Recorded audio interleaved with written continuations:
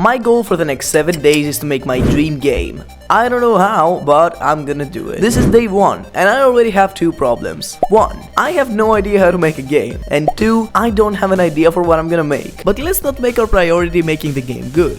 Let's just make our priority making a game in general. I think that's what most game companies are doing these days anyway, so let's go. So I started off by opening Unity and having no idea what I was doing. And after like 10 minutes of that, I finally managed to make a floor, a couple of cubes and a capsule which will be our player. But what's the point of having a player if it can't move? So I did what any logical person would do and...